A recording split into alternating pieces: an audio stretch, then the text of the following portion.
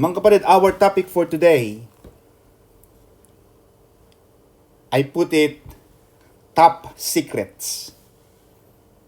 Top secrets of a happy family. Maraming mga pamilya, mga kapatid, sa panahon ngayon, ay nagnanais. Maaaring ang lahat sa atin, pag tinanong ko sino ang gusto ang masayang pamilya, walang sino man ang nabubuhay, walang sino man ang naririto sa atin, mga kapatid, ang nagnanais ng isang malungkot at hiwa-hiwalay at magkakaaway na pamilya. Every one of us, ang lahat ng bawat isa sa atin, mga kapatid, ay nagnanais ng isang maganda at masayang pamilya. But mga kapatid, one of the secrets of a happy family is a happy marriage.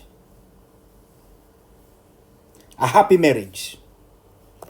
When there is a happiness between the mother and the father, kapag ang magulang, mga kapatid, ang mag-asawa ay masaya, it gives confidence. It gives intellectual and emotional development sa mga bata. Malakas ang impact ng isang magandang pag-aasawahan sa development, sa progress, sa childhood ng isang bata. Now, mga kapatid, I was researching what is the best methodology? What is the best way to raise a child? Marami mga magulang ang nagsasabi na pagka ikaw ay dapat hindi ka mabait, kasi dapat matapang ka. Kasi pag masyado kang mabait, susuwagin ka ng anak mo paglaki.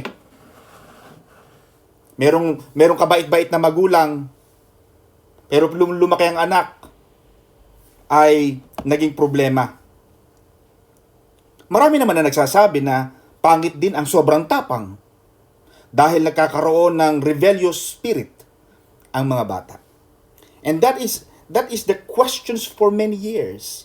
Marami mga pag-aaral, and one of the research that I have found is the Harvard University research about stress.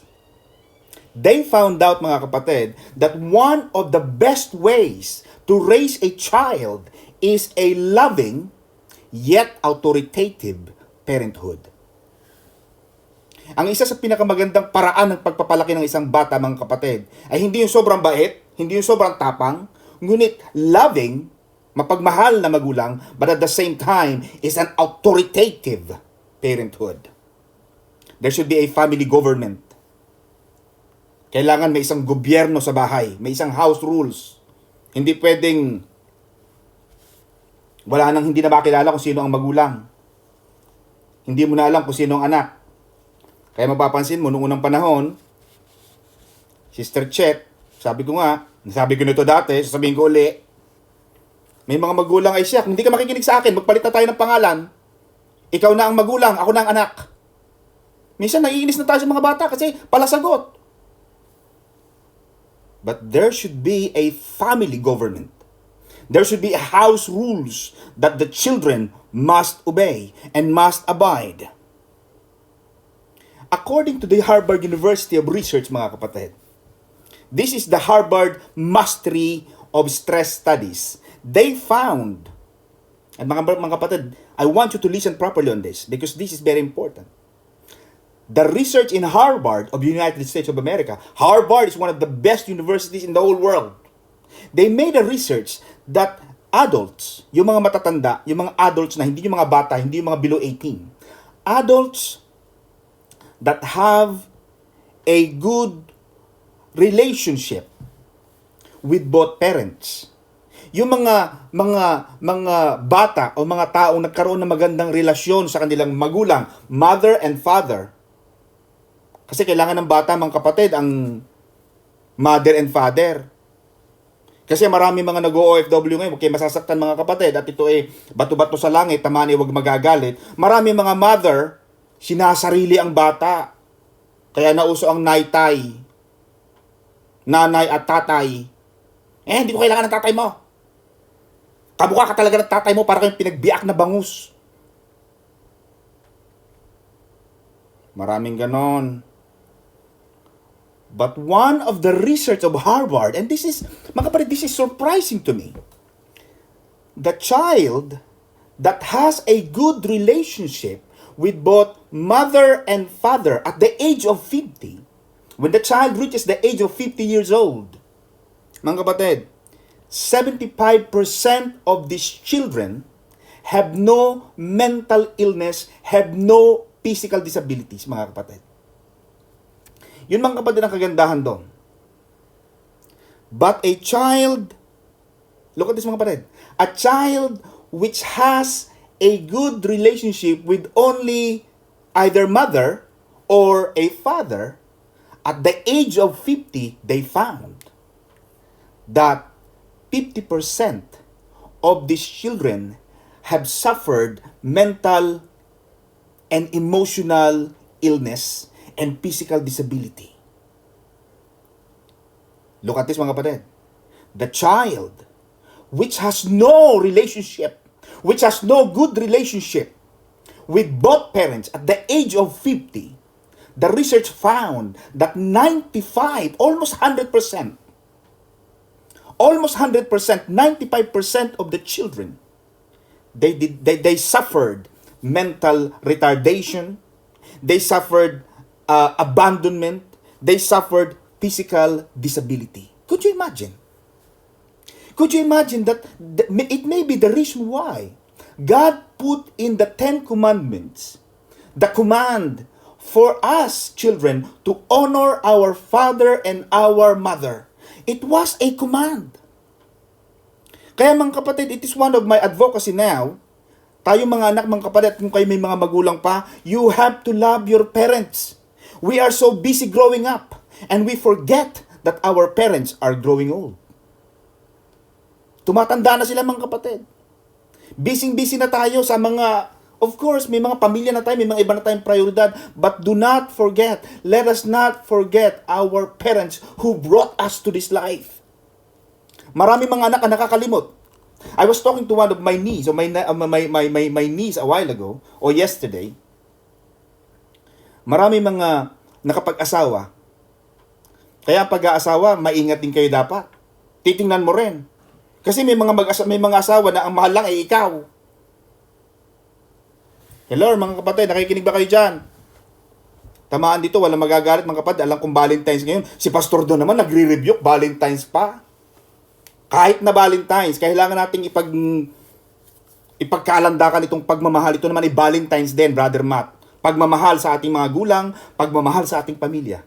And this is about love. It is about love, mga kapatid. Marami mga nakapag-asawa ay pinapahiwalay ang mga asawa nila sa kanilang mga magulang. Huwag kang magpapadala. May buhay na sila. Kaya maraming mag-asawa ngayon mga kapatid, huwag naman kayo magagalit at huwag kayong mamumuhi sa akin, nagtatago sa pagpapadala. Huwag mo sasabihin sa asawa ko. Patago ito, patago. Hello?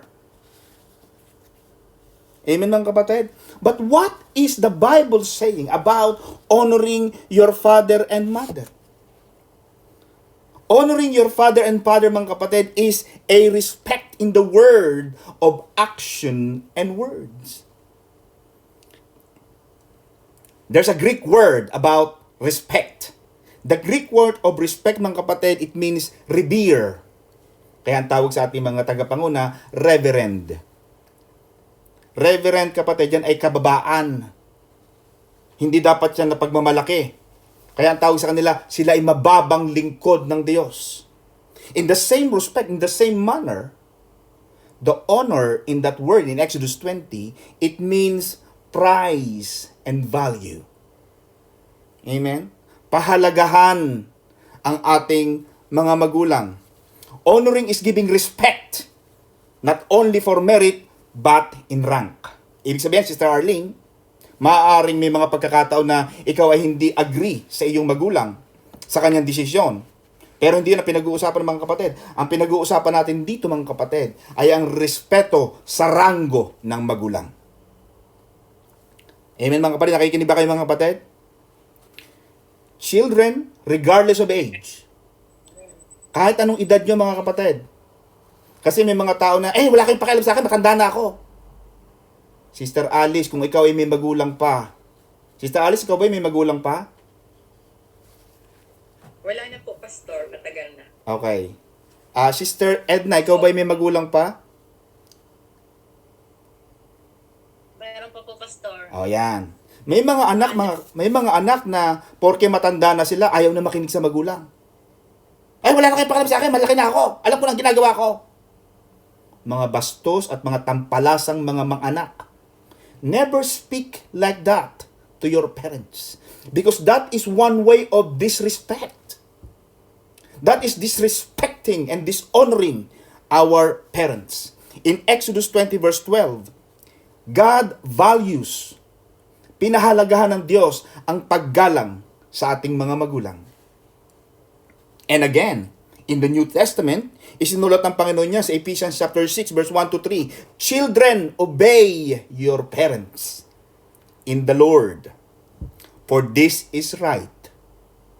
Maliban na lang kung tinuturuan kayong magnakaw at gumawa ng masama. Pero kung tinuturuan kayo na maganda, anak, umuwi ka ng alas 6 ng hapon, huwag ka magpapagabi, huwag ka matutulog sa mga kapitbahay. Huwag kang sasama sa mga drug addict. Huwag ka munang magbo-boyfriend, tapusin mo muna ang pag-aaral mo. Oh, natatandaan yun, mga dalagat binata pa tayo. 'Di ba? Ganyan lagi ang ating mga magulang. Hinahanap tayo pag lubog na ang araw, nasaan ka na? Mayroon pang oras yan. Dapat alas 6 in punto. Pag lubog ng araw, sisipo lang ang magulang. Poot! Pagsilot ng pagsipo ng magulang mo, Sister Christy, takbo ka na. At pag hindi ka tumakbo at narinig mo na yung sipol na yun, pag hindi ka dumating sa oras, biyari kang bata ka. Lumaki tayo sa ganung disiplina. Pero sabi ng Panginoon, that is right. Yun ang sabi ng Panginoon. Honor your father, sabi ng Panginoon, which is the first commandment with a promise. Isang pangako, isang utos, Sister Lorraine, na may pangako ang Diyos na kapag ikaw daw ay gumalang, binigyan ng parangal, kasi honor, parangal. Pagbibigay ng parangal sa magulang, hindi yung ikinahihiya. Pag ang magulang ay matanda na at nakasakay na sa wheelchair, ayaw na ipagtulak, mauna na kayo. Tulak nyo ang sarili nyo. Amen, mga kapatid? Alam nyo ba, na ang honoring your parents is the only command in the scriptures that promises a long life. Sister Arlene, kapag ikaw pala ay sumunod, Sister Elaine, sa iyong magulang, kung kayo may mga magulang pa, mga kapatid, at kayong mga anak na nakikinig ngayon, sa video at online, amen, mga kapatid, at sa television, sasabihin ko na agad television, baka magkaroon tayo ng TV station, amen, ang Maranatha, we are planning to buy a TV station, mga kapatid. We are asking God to give us a radio station and TV station, mga kapatid. Hindi malabong mangyari yan, mga kapatid. Tama ang sabi ni Sister Marife, tayo ay special sa Diyos. Sa mga nakikinig dyan ng mga bata, amen, mga kapatid, huwag nyo ikahihiya ang inyong mga magulang. Amen, mga kapatid. Wag niyong ipagmamakaya sa inyong mga kaibigan ang inyong mga magulang. Lagi niyo ipagmalaki na kung wala sila, ay wala kayo. Marami silang ibinigay, marami silang isinanla, marami silang ipinaglaban para lang marating natin kung nasaan tayo, mga kapatid. At marami ang gumagawa ng ganyan. Ipinagmamakahiya, itinatatwa ang kanilang magulang, kinakalimutan ang kanilang mga magulang dahil sa kanilang mga asawa. Ang sabi ng Panginoon sa Jeremiah 35 verse 18 to 19, honoring your parents has a promise of long life as a reward. Bibigyan ka ng Panginoon ng mahabang buhay. Those who honor their parents are blessed. Ikaw daw ay pagpapalain. Anong sabi ng Panginoon sa Romans 1:30? In contrast, those with depraved mind and those who exhibit ungodliness in the last days are characterized by disobedience to their parents. You know what, mga kapatid? Solomon was one of the wisest man ever lived. Solomon, ang pinakamatalinong taong nilalang sa balat ng lupa. In Proverbs chapter 1 verse 8, he commanded the children to obey and respect their parents. Amen, mga kapatid? Kahit si Jesus Pag binasa mo ang Luke chapter 2 verse 51, God, Jesus Christ, submitted Himself. Jesus Christ submitted Himself both to His earthly parents, kay Joseph at saka kay Mary. Sinubmit, basahin mo Luke chapter 2 verse 51.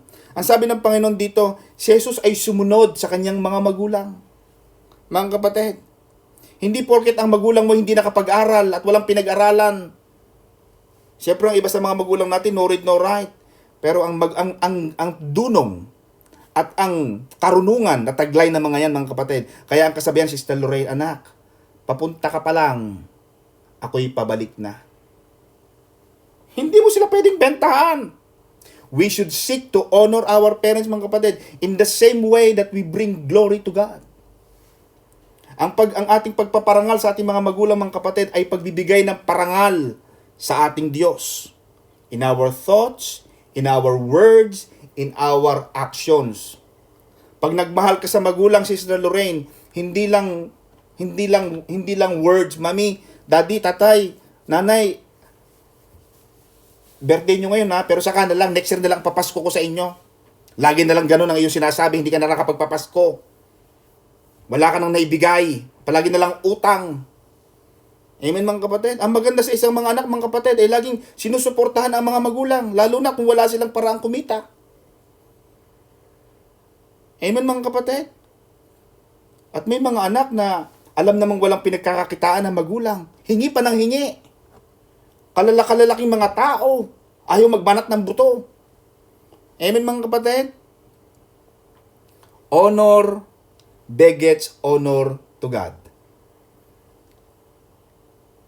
Alam mo, sabi ng Panginoon, mga kapatid, yan ay ang ating mga kapatid, paki-remove ng pin, kapatid, please.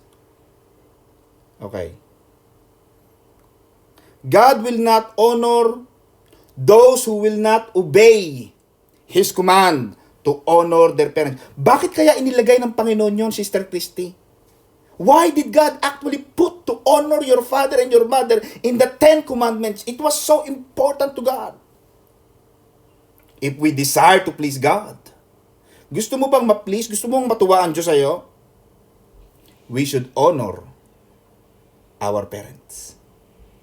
Honoring is not easy. Minsan, ang buhay natin, mga kapatid, hindi lagi madali ang pag-honor. Minsan talaga, hindi nakakatuwa. At minsan ay hindi natin kayang gawin. But the Word of God is true. Children, obey your parents because it pleases the Lord. Colossians 3:20. Yun ang gusto ng Diyos. Kaya, mga kapatid, ako sabi ko nga, you have to demand respect to your children. If you want your children to plant a seed, you as the parent, mga kapatid, tayo ngayon ng mga magulang, at tayo sa ating mga magulang, we as a parent, we have to demand respect to our kids. Huwag mong hayaang bastusin ka ng iyong anak. Even a single word. Anak, hang on a minute. I don't want you to speak like that. I want you to respect me. I want you to respect mom and dad. I want you to do this. I want you to obey the elders. Because when we demand respect to our kids, mga kapatid, they have the opportunity to plant the seed of respect. So that when they grow old, the respect that they have planted upon you, they will harvest. May mga magulang na ayaw turuan ng kanilang mga anak. Amen, mga kapatid? Hello, mga kapatid, nakikinig ba kayo? You have to demand respect. Huwag mong hayaang bastusin ka, laitin ka, basta-bastahin ka ng iyong anak while they are still young. Kaya may mga batang lumalaki. Naalala niyo yung kwento ko, naikwento ko na ito sa church. Ikikwento ko sa mga hindi pa nakarinig. There was a child who was in line on queue to electric chair. May isang bata na nakapila sa Silya Electrica. And he was given the opportunity to say something. What did the boy said on the letter? The boy said, "Give me a pen. Give me a paper, please." Yun ang last wishes ng lalaking ito bago siya mamatay sa sila elektrika. Ang sabi ng bata, bigyan mo ako ng papel. Bigyan mo ako ng ballpen. Isinulat niya. Ano ang susulatin mo? Sabi ng pulis. Brother Matt, can you mute everybody please? Ano ang sinulat ng bata? The boy wrote a heartfelt letter. Ang sabi ng bata, Dear Mom, the reason why I am here, queuing up, I'm going to face death in the next few hours. But before I go there and meet Mr. Death, I want you to tell you something. Gusto kong may sasabihin ako sa iyo. Dear Mom, the reason why I am here in penitentiary, I would like to blame it to you. You know why? When I was a kid in elementary school, ninakaw ko ang baon ng kaklase ko. Sinabi ko sa'yo, pero anong ginawa mo? Pinagtakpan mo ko, ipinagtanggol mo ko sa principal. Sa susunod na panahon, a year after, nagnakaw ako ng bisikleta ng kapitbahay natin. Ano ang ginawa mo? Pinagtakpan mo ko. Ang ginawa mo, ibenta natin, itago natin anak. At yung pinagbentahan ay ipinagmall natin. Natandaan mo na may ginawa na naman akong pagnanakaw. Hindi mo ako sinabihan. At Mommy, the reason why I did not know the truth and the right way to live is because of you. It was you who should be blamed. It was you who should be here, not me. I don't deserve this because I was a little child. But because I grew up without understanding the right way to live, I grew up without the knowledge of knowing the Word of God. I found out in the penitentiary, I saw a Bible. You never introduced me to a church. You never allowed me to read the Bible. Where was the Bible when I was young? I grew up. I lost track. I lost my brain because of you. You see, mga kapatid, we should not be afraid to teach our children the right way to live. We should not be afraid to impose for them to be a person of good character. Turuan natin ang mga anak natin, mga kapatid, na mamuhay ng tama, matuwid sa Diyos. Lagi niyong ipaalala sa mga anak ninyo. Narinig mo minsan anak mo nagsinungaling, anak, you have to be careful. I'm asking you, I know this is a simple lie, so a mini lies. But I don't want you to live in this kind of falsehood. I don't want you to live in deception and lies. I want you to be honest, because honesty is the best policy. When you are honest, as you grow old, as you progress in life, you will know that the people around you will trust you, will believe in you, will have full confidence in you because you are a trustworthy. You deserve to be trusted. Turuan natin ang ating mga anak, mga kapatid. Ilapit natin sila sa Diyos. You know why I'm doing this, mga kapatid? Kaya sabi ko sa inyo, yung mga bata, yung mga sanggol, yung mga anak ninyo na maliliit, I like what Sister Georgina did. Malayo man sila sa atin, hindi man tayo nakikita-kita, but the parents are trying to mold their children. Ano sabi nila, mga kapatid? You cannot predict the future. You cannot predict what your children will be like. But you can mold them.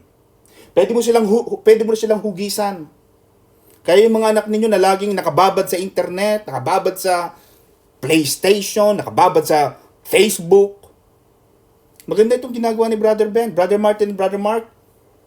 Pastor Don is saluting you. I am very, very happy na kahit kayo ay mga kalalakihan, mga binata, na sana kayo ay nasa mga barkadahan, nasa inuman, nasa pag-aadik, but your parent, your father wants you to come closer to the face of God. At yun ang kailangan natin, mga kapatid. Kailangan ng ating community, kailangan ng ating society, the people who can bring the world into a better place. Marami ng mga tao, mga kapatid, kaya marami nang namamatay. Marami ng mga tao ang nawawala ng pag-asa. Marami ng masasamang tao sa daigdig. Simply because, ano ang sabi nila, Sister Arlene? Discipline begins at home. Ang disiplina, mga kapatid, ay nagmumula sa tahanan. Kailangan sa bahay pa lang, alam na ng mga anak mo kung saan sila pupunta. Do not always be busy. Kasi may mga taong laging busy. Walang panahon sa anak. Binibili na lang ng mga, of course, pwede naman natin padalhan lagi ni Brother Ben yan ng mga PlayStation, ng mga, kung ano mga Game Boy, o ng mga bagong phone, bagong sapatos, bagong relo. Many parents are very succumbed and very engrossed in sending too much of presents to their children that they forget to teach them the right way to live. They fail to teach their children yung tamang code of ethics, code of conduct ng isang tao. Maganda sa tao, mga kapatid, ang may breeding. Ang isang taong may breeding, may pagkatao. Kahit saan kayo makarating, igagalang kayo ng kapwa. At pag ang tao may paggalang sa inyo, mga kapatid, napakagandang buhay niyan. Na ikaw ay ginagalang ng iyong kapwa. Hindi ka binabastos, hindi ka nilalait because of your personality. Because of who you are. Turuan natin ang ating mga anak, mga kapatid. Tayo mismo sa ating sarili. Magkaroon tayo ng magandang pagkatao. Bihisan natin ang ating mga anak. Turuan ng dapat. Yan mga kapatid, pag yan ay naipaalala ninyo sa inyong mga anak, mga kapatid, gaganda ang ating buhay. Now, mga kapatid, our topic is the top secrets of a happy family. Kasi mga kapatid, sinasabi ko yun, there was a research, Sister Alice, you mind you. There were two research made. The parents who did not bring their children to the church, and the parent who brought their children from the early age, from the baby. There were research made. The research came out, and the outcome was this. The children who did not go to a church ever since they were young, they ended up criminals. They ended up early pregnancies. They ended up addicts. And they have ended up becoming a problem of the society. The children who went to the church, the research found out that there was like a 4 generation that was research made. 4 generations.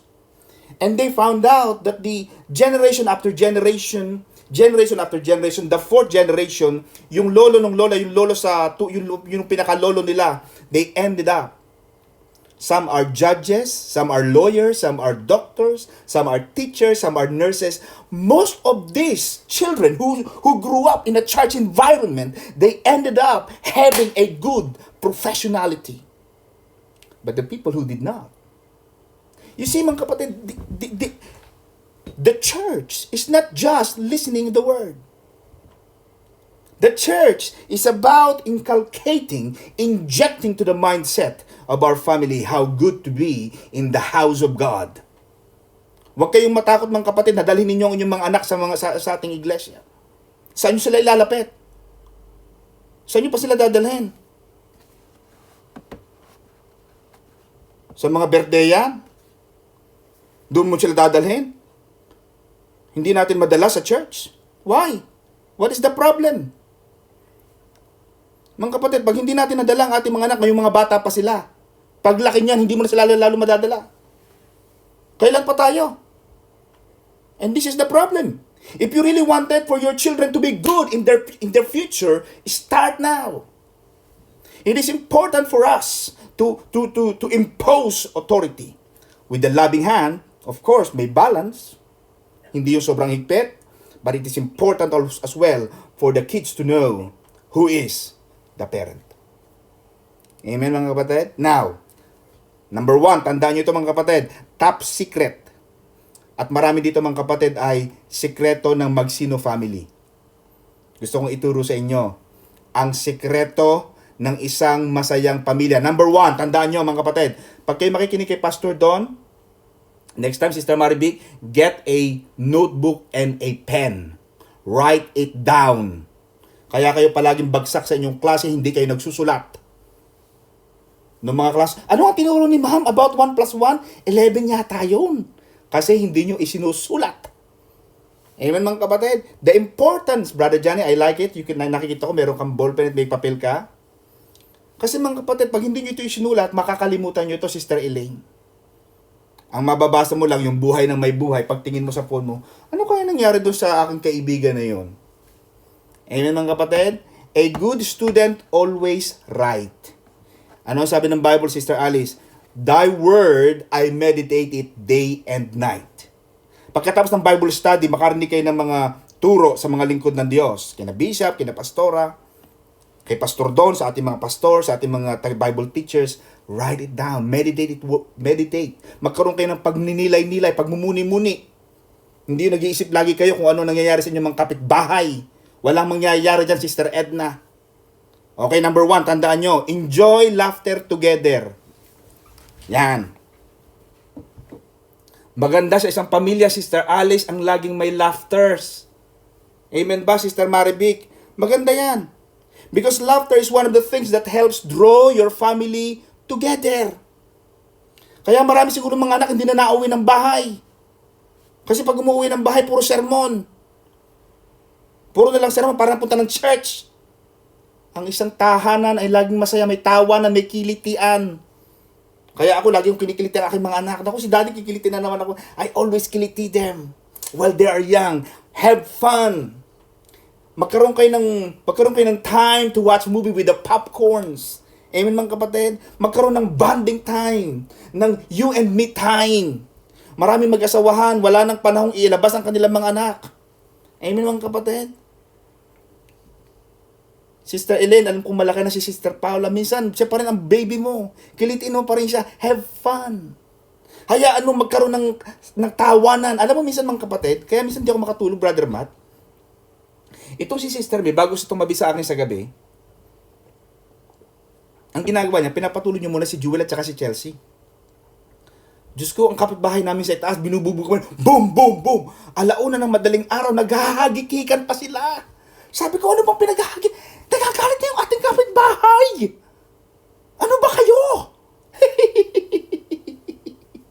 They keep laughing and laughing. Wala silang pakialam. Wala silang pakialam sa galit ng iba.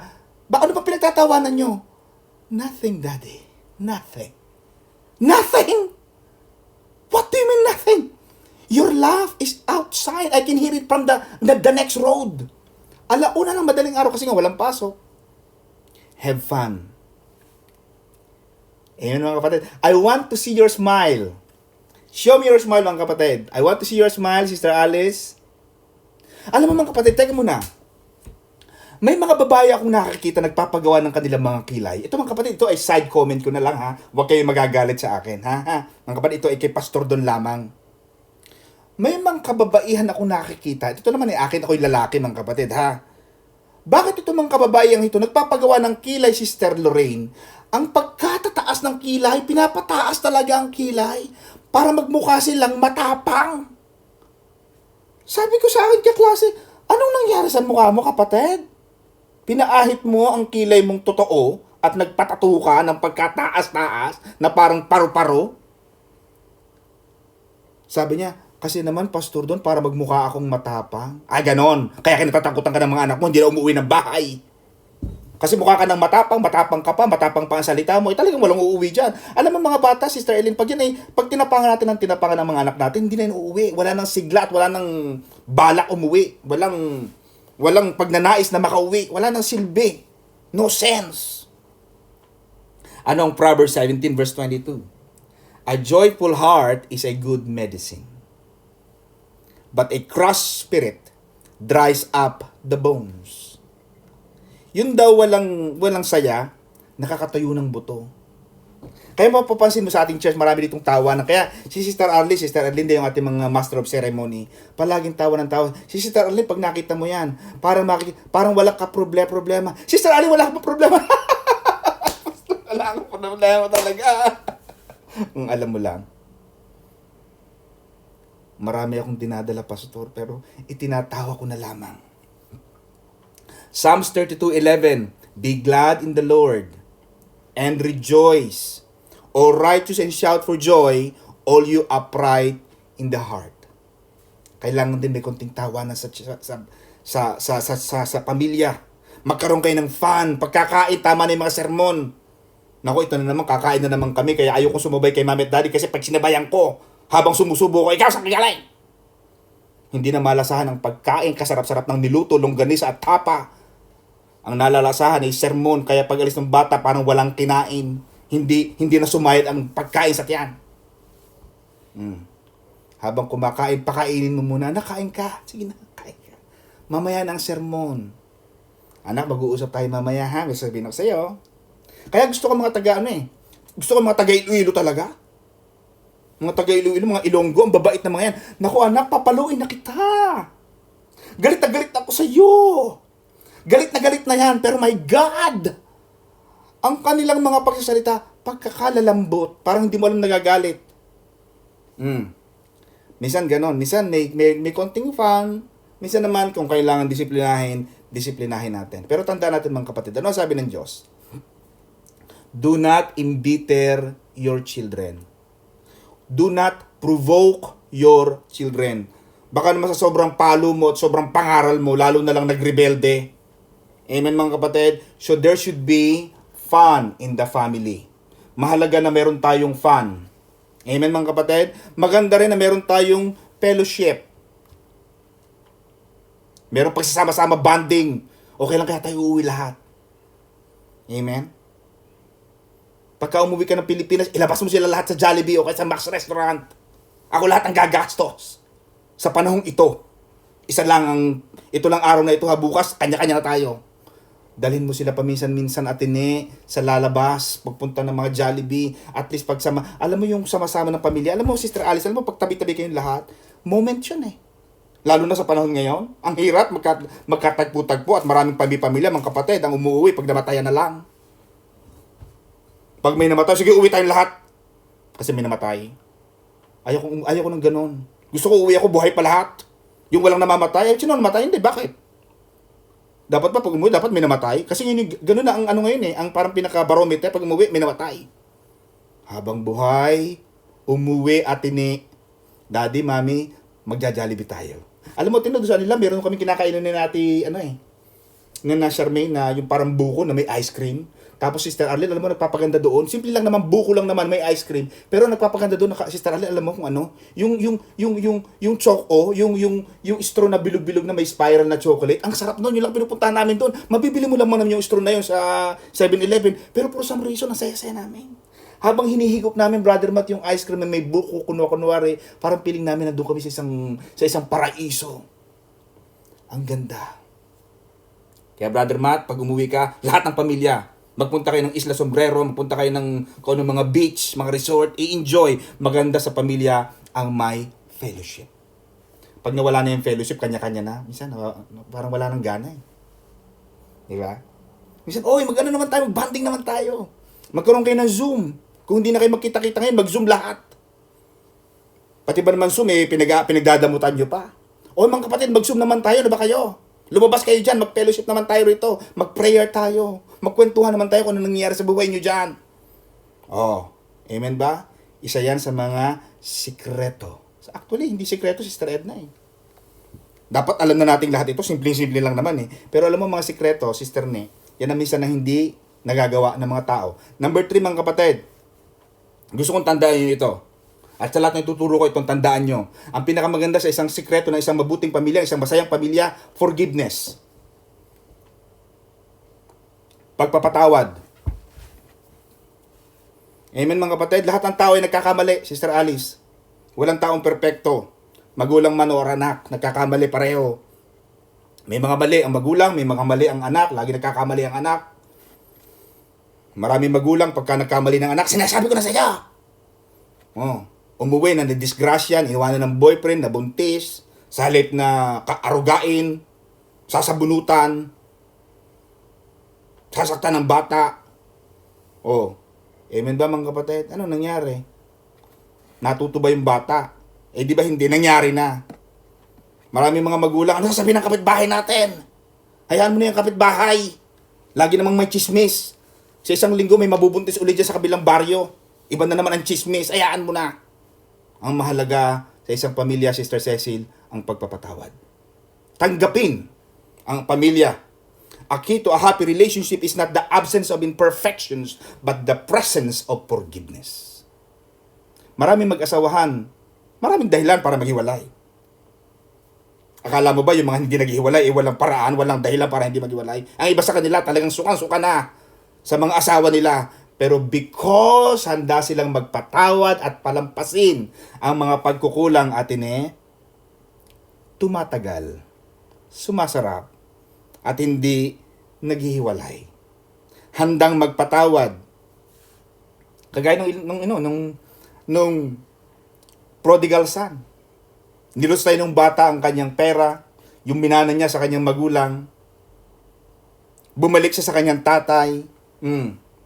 Ano sabi ng kanyang tatay? Habang papatakbo pa lang yung anak, tumatakbo rin yung tatay. May slow motion pa, nakikita ko yung dalawang mag-ama. Oh my son, I love you, I miss you so much. Pagdating ng bata, meron na siyang script, Sister Alice. Ito ang sasabihin ko sa daddy ko. Pagdating ko sa kanya, sasabihin ko sa kanya, Dad, I made a mistake. Nagkamali ako. Pero Dad, wag mo na lang akong tawaging anak. Gawin mo na lang akong katulong, servant ng iyong palasyo. Ano sabi ng kanyang ama? Mga amang alipin, tayo ay magdidiwang, tayo magkakaroon ng piyesta. Itong aking anak ay namatay. He was dead. He was lost. And now, he was found. He kissed the boy. Walang sisi, walang panunumbat. Amen? Pag bumalik na pag humingi na ng tawad mga kapatid, ang humingi ng tawad, wag nang masyadong hard to get. Humingi na nga ng tawad eh. Hindi, ayoko pa rin, galit pa rin ako sa iyo. Humihingi na ng tawad. Alam mo, tumatawad sa amin, Brother Johnny, may mga bumibili, yung mahilig tumawad. Patawad nga. Ano patawad ng kasalanan mo? Kaya minsan naman magtitinda. Mahilig sa tawad. Amen? At maraming Kristiyano mahilig sa hiling ng hiling. Hindi pa bumibili nung duhat, kinakain ng duhat, naka 1 kilo ng kinain ng duhat, ubos na ang duhat.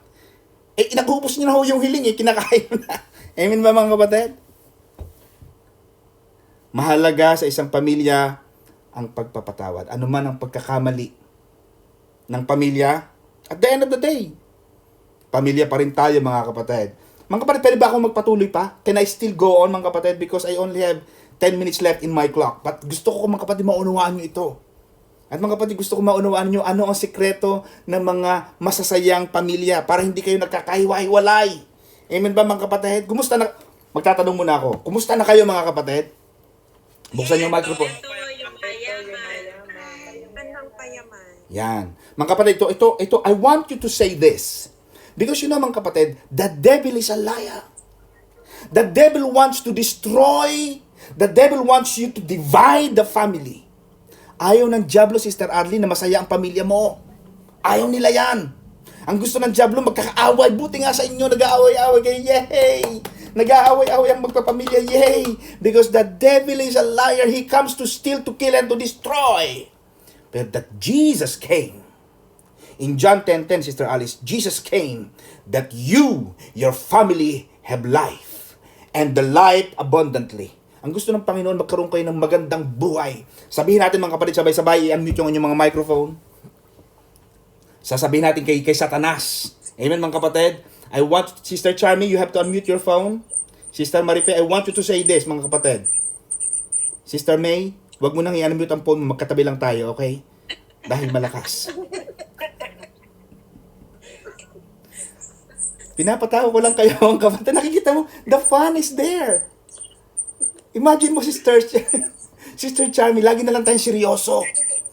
Wala nang saya sa pamilya, wala nang gustong umuwi kasi laging Biyernes Santo. Sa Abril pa ang Biyernes Santo, doon na tayo lumungkot. Amen? Now, I want you to say this, mga kapatid. I want you to point your finger to the right. Point your finger to the right and you say to the devil, Devil, you are a liar. You do not have, sabi mo sa isa Diablo, you do not have. Devil, you are a liar. Mga kapatid, I want you to say, Devil, you are a liar. You do not have. Sabihin mo mga kapatid, you do not have You do not have power power over my family. over my family. Jesus My family. is the center. The center. Mga kapatid, sabihin niyo ito, I want you to say it again. Jesus Jesus is the center. is the Center. Jesus, mga kapatid, ulitin natin. Jesus is the center center of my family. of my family. Palakpakan natin ang Lord. Hallelujah. Mga kapatid, can I carry on, mga kapatid? I think this I can preach this in series so that hindi kayo masyadong mabored. Mga kapatid, back to mute ulit tayo, please. So importante ang may forgiveness. Number 2, concentrate on what you have to be thankful for. Amen, mga kapatid? Concentrate on what you have. Concentrate on what you have and be thankful about it. Amen? May mga pamilya na hindi nagiging masaya dahil wala pa sila doon sa kanilang mga hinihiling. May mga pamilya na, ay wala kasi tayong van. Maganda sa masama tayo sa isang van. Eh wala pa nga tayong pera. Doon muna tayo sa Kariton o kaya sa Kalesa. Wag mo na masyadong mangutang ng mangutang, maglo-loan ng van para lang may pagyabang.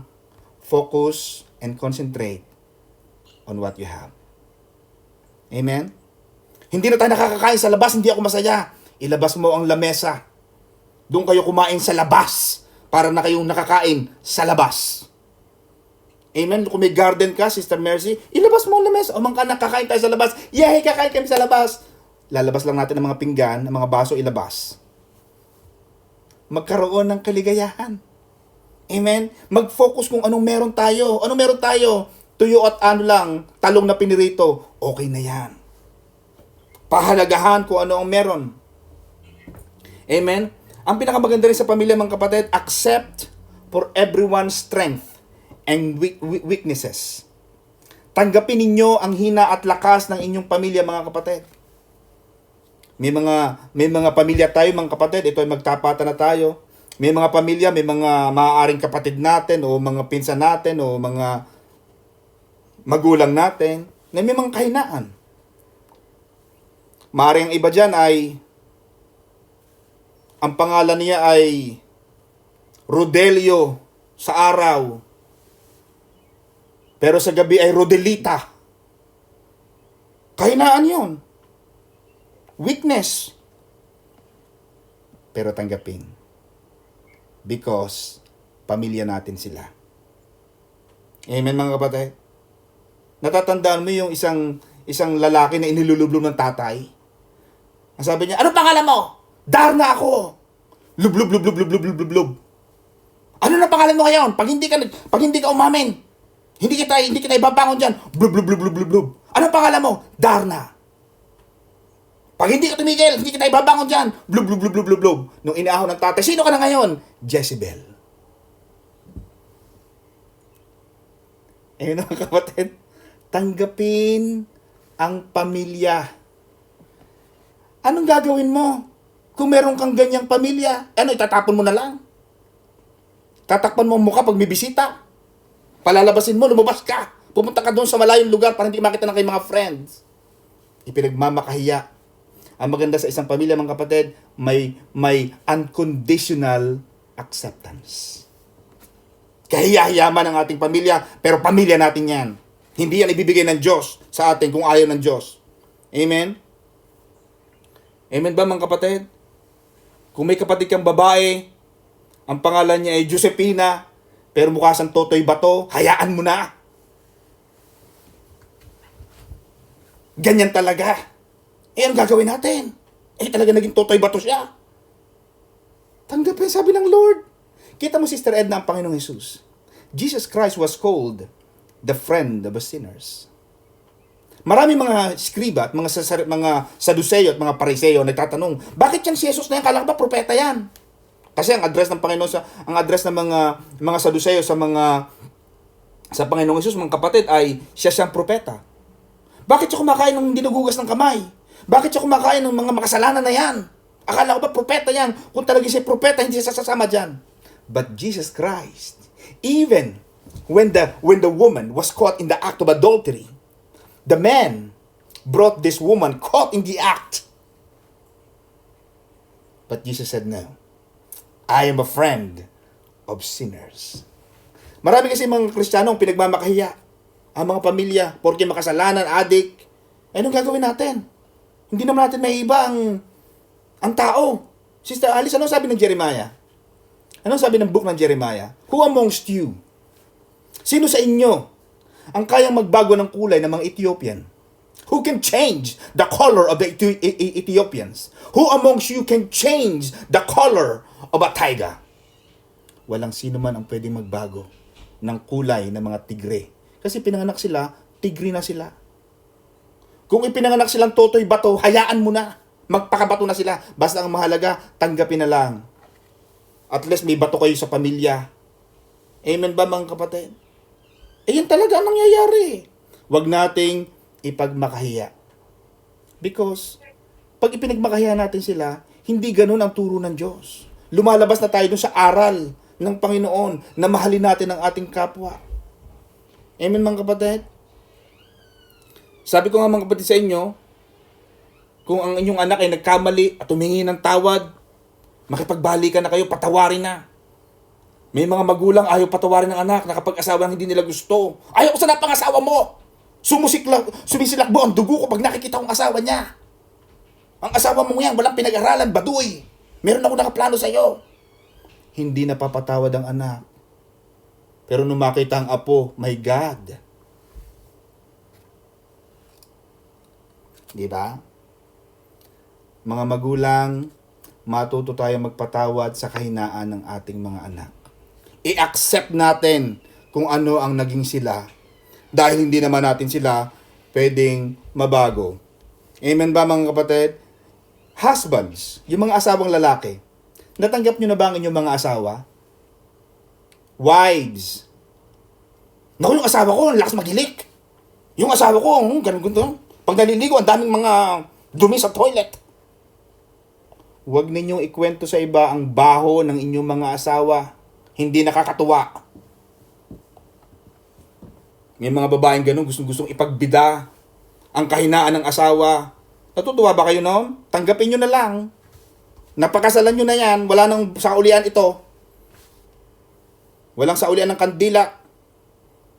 Sinabi na sa inyo, pag mag-aasawa, mag-iisip-isip. Ngayon, mag-iisip na kayo, nakatatlong anak na kayo. Kasi nagkamali ako. Ha? 6 ng anak mo, kapatid. 6. Buti sana kung dalagat binata pa kayo, hindi pa kayo kasal. Naka-6.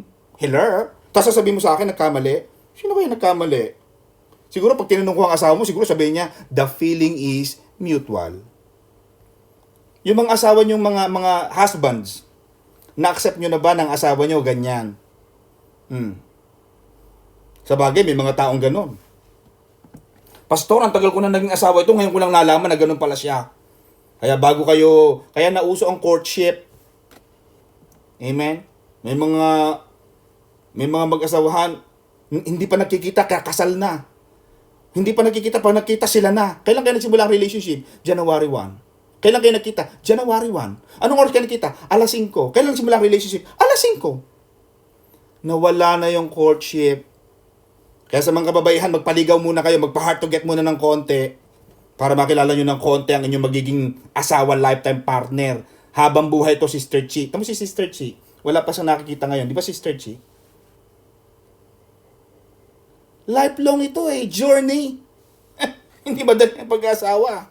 Kaya ang sabi ng Diyos, mga kapatid, tama sabi Sister Lorraine ng Panginoon sa Bible, ang nakatagpo na mabuting asawa ay isang kayamanan.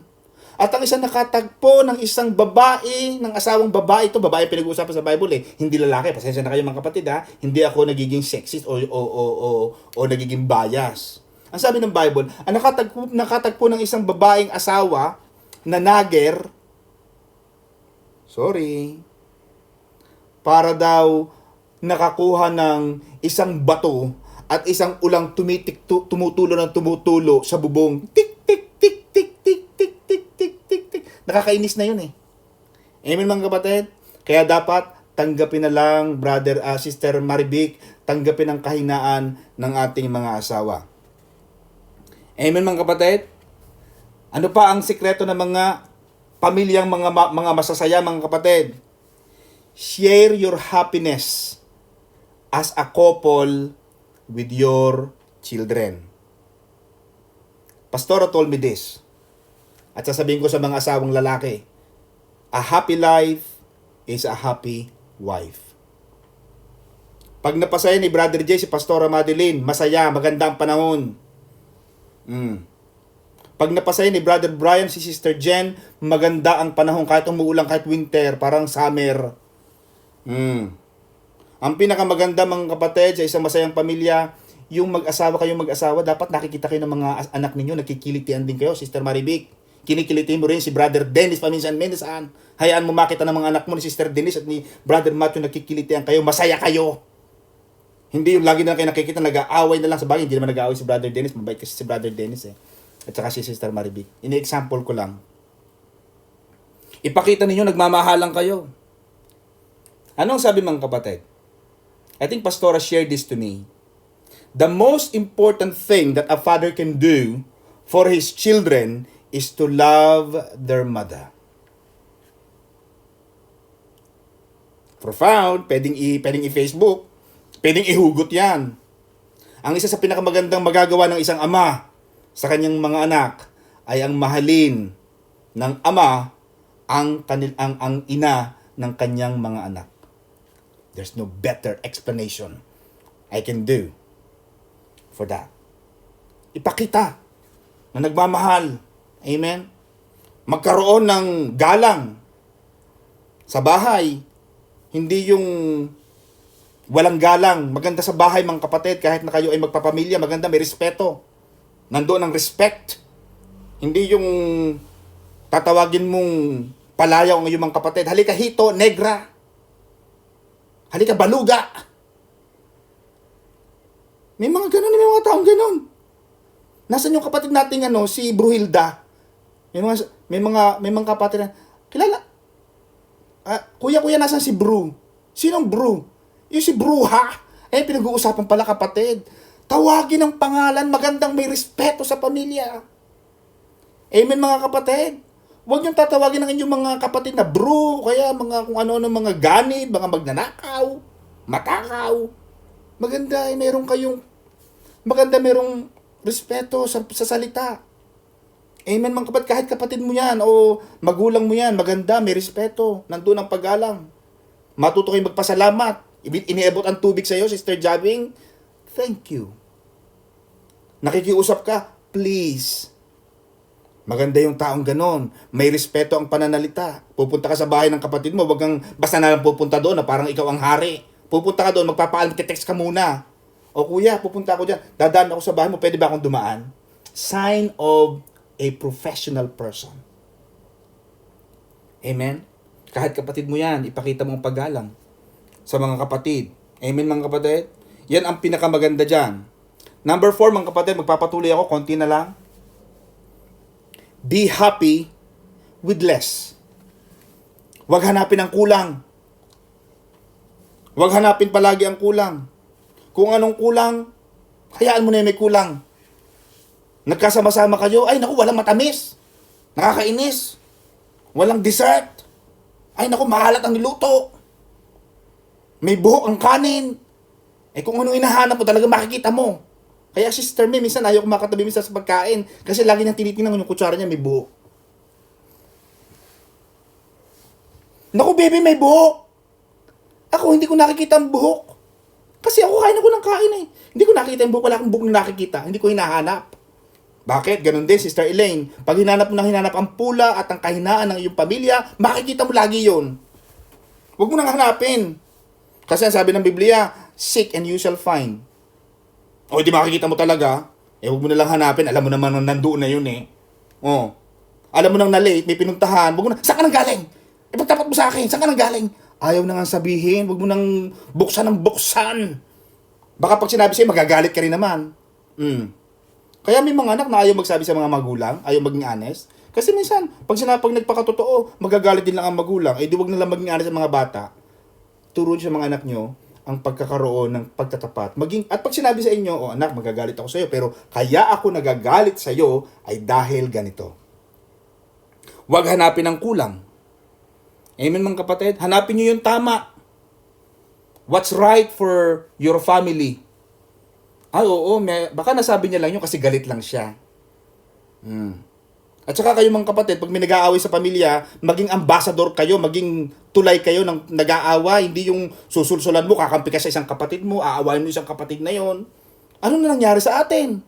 Ano sabi ng Panginoon? Mapalad ang mga nagiging dahilan ng kapayapaan. Blessed are those who are peacemakers because they will be called the children of God. Tayo mga Kristiyano, dapat meron tayong ganung bertud na pag may nag-aaway, pagbatiin agad. Hindi yung lalong pag-uusapan, sisiraan. Amen ba mga kapatid? Kailangan din sa ating pamilya mga kapatid, yung kinanta ni Sister Marivic, make Jesus as the center of your family. Make Christ as the center of your family. Dati may ganyan kaming malaking billboard eh. Hindi ko lang alam kung nasaan na yon. Pero maganda, meron kayong malaking billboard na nakasulat. Bumili kayo niyan. Maghanap kayo sa online.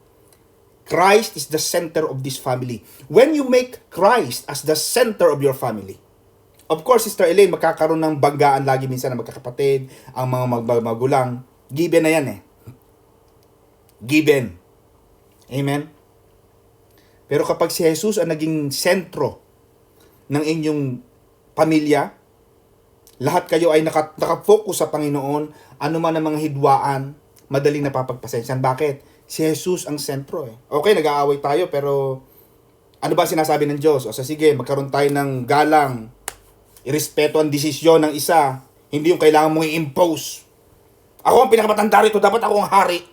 Hindi ganon. Irespeto mo rin, kahit matanda ka, panganay ka, irespeto mo rin ang desisyon ng bunso. Kasi pare-pareho na lang naman ang alam nyo. Minsan, kakaunti na lang edad ng diferensya. May nakikita ko rito, Sister Mercy, 70 years old, 80 years old. Ang nasusunod pa rin yung panganay, 80 years old. 70 years old yung mga kapatid, 75. Meron pang hierarchy. Hindi maganda yon. Maganda palagi sa isang masayang pamilya, mga kapatid, ang pagkakaroon ng courtesy.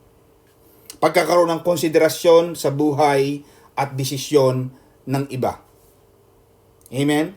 Ano pa mga kapatid, ang isang pwede nating matutunan mga kapatid sa isang masayang pamilya mga kapatid, make your home a place of kind words.